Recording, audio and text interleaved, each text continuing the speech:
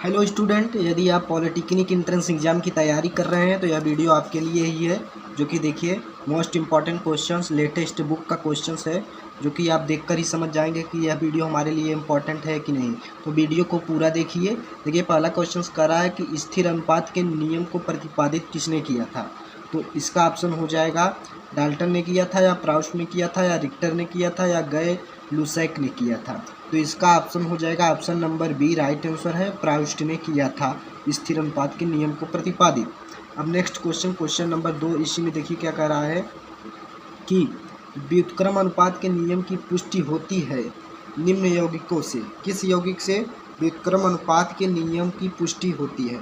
तो जो कि ऑप्शन नंबर ए सही है, यानी कि कार्बन डाइऑक्साइड और CH4 और H2O यानी कि जल से। इतने चीज़ों से यानी कि कार्बन डाइऑक्साइड, मेथेन और जल से मिलकर तुम्हारा व्युत्क्रम अनुपात के नियम की पुष्टि होती है, जो कि पॉलिटेक्निक 2008 में यह सवाल आया था। अब नेक्स्ट क्वेश्चन नंबर 3 देखिए क्या कह रहा है कि शीशे के 3 ऑक्साइडों में सीसा क्रमशः 92.83% तथा 90.65% तथा 89.10% है। ये आंकड़े जिस नियम की पुष्टि करते हैं उसे प्रतिपादित किसने किया था। तो इसका आंसर हो जाएगा डाल्टन ने किया था, ऑप्शन नंबर बी। याद कर लीजिए, लेटेस्ट क्वेश्चंस हैं। अब क्वेश्चन नंबर 4 की ओर हम चलते हैं कि एक धातु के 3 ऑक्साइड होते हैं, प्रत्येक में धातु की मात्रा 76.47%, 61.78% तथा 51.68% है। यह आंकड़े किसको दर्शाते हैं। देखिए पॉलिटेक्निक 2012 में पूछा गया था, क्योंकि यही सब क्वेश्चंस रिपीट करते रहते हैं, जो कि पिछले लगभग 8-9 साल पहले से ही क्वेश्चंस रिपीट करते हैं। तो इसका ऑप्शन हो जाएगा गुणित अनुपात का नियम। Option number A right answer है, गुणित अनुपात का नियम। नेक्स्ट क्वेश्चन नंबर 5 कि लेड के 3 ऑक्साइडों में लेड की प्रतिशतता क्रमशः 89.1, 90.65 तथा 92.83 है। इन आंकड़ों से किस नियम की पुष्टि की जाती है। क्योंकि ये सब गुणानुपाती, स्थिर अनुपात, व्युत्क्रम अनुपात से क्वेश्चन पूछता है। तो इसका ऑप्शन हो जाएगा क्या, ऑप्शन नंबर बी गुणा अनुपात के नियम। यानी कि लेड के 3 ऑक्साइडों में लेड की प्रतिशतता इतना दिया है, तो गुणित अनुपात के नियम द्वारा पुष्टि होती है। अब नेक्स्ट क्वेश्चन नंबर 6 की ओर चलते हैं कि कार्बन 2 ऑक्साइड बनाता है, यानी कि कार्बन 2 ऑक्साइड बनाता है, जिनमें क्रमशः 42.8% तथा 27.27% कार्बन है। तो वह किसका उदाहरण है। तो यह व्युत्क्रम अनुपात के नियम का उदाहरण है। तो आंसर क्या हो जाएगा, ऑप्शन नंबर बी, यह व्युत्क्रम अनुपात के नियम का उदाहरण है। अब क्वेश्चन नंबर 7 देखिए, जो कि पॉलिटेक्निक 2006 में पूछा गया था कि तांबे के ऑक्साइडों में क्रमशः 88.7% तथा 78.8% तांबा है।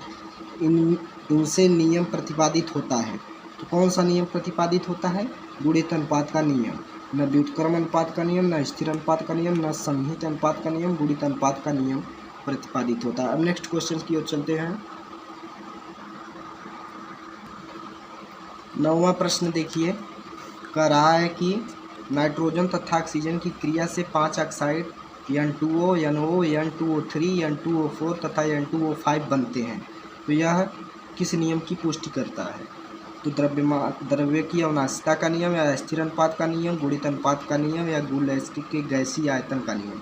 तो इसका option number C right answer है, गुणित अनुपात का नियम।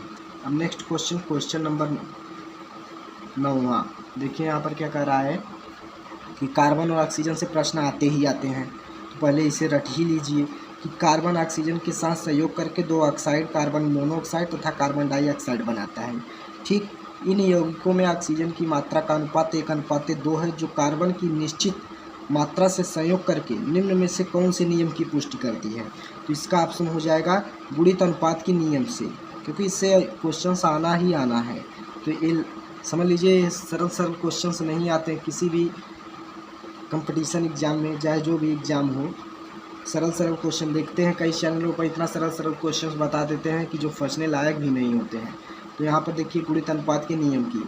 अब नेक्स्ट क्वेश्चन नंबर 10 देखिए, पॉलिटेक्निक 2005 में पूछा गया था। यह क्वेश्चन कह रहा है कि कार्बन तथा ऑक्सीजन 2 यौगिक ठीक तथा यानी कि कार्बन मोनोऑक्साइड और कार्बन डाइऑक्साइड बनाते हैं। यदि कार्बन का परमाणु भार 12 तथा ऑक्सीजन का 16 है तो यौगिक की संरचना किसको प्रदर्शित करती है?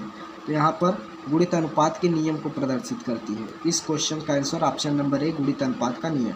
अब प्रश्न नंबर 11वां देखिए कर रहा है कि व्युत्क्रम अनुपात के नियम को प्रतिपादित किसने किया था? तो व्युत्क्रम अनुपात के नियम को प्रतिपादक रिक्टर ने किया था, यानी कि व्युत्क्रम अनुपात के नियम को प्रतिपादक रिक्टर ने किया था, जो कि option number D right answer है, रिक्टर। अब नेक्स्ट क्वेश्चन 12 नंबर प्रश्न, गुणित अनुपात के नियम को निरूपित करने वाले यौगिक का युग्म है, कौन सा युग्म है? अभी बताएं व्युत्क्रम आया था पहले ही दूसरे क्वेश्चंस में। अब देखिए अब एक गुणित अनुपात के नियम को निरूपित करने वाला कौन युग्म है? तो ऑप्शन नंबर बी, जबकि कार्बन मोनोऑक्साइड और कार्बन डाइऑक्साइड आता है। हमारा गुणित अनुपात के नियम को पुष्टि करता है ये यौगिक। अब प्रश्न नंबर 13, क्लोरीन और हाइड्रोजन तथा सोडियम से क्रिया करके HCl, यहाँ पर देखिए HCl तथा NaCl बनाती है। यदि सोडियम तथा हाइड्रोजन ने परस्पर क्रिया की तो इनका अनुपात कितना होगा? यानी कि हाइड्रोजन बराबर 1 दिया है, सोडियम बराबर 23, यानी कि इनका अनुभार दिया है, और क्लोरीन का 35.5 दिया है। तो इसका आंसर हो जाएगा ऑप्शन नंबर 23:1। इन्होंने कहा कि परस्पर क्रिया की तो इनका अनुपात क्या होगा? तो 23:1 होगा, जो कि ऑप्शन नंबर तुम्हारा डी सही है। तो उम्मीद है स्टूडेंट इतना क्वेश्चंस आपको समझ में आए होंगे। यह क्वेश्चंस महत्वपूर्ण है पॉलिटेक्निक 2024 के लिए, तो यह क्वेश्चंस आप ज़रूर पढ़ लें। तो धन्यवाद। अगर वीडियो पसंद आया हो तो एक प्यारा सा लाइक करिए, और ऐसे ही questions very most important questions देखने के लिए हमारे चैनल को ऑल नोटिफिकेशन पर सब्सक्राइब करें। धन्यवाद।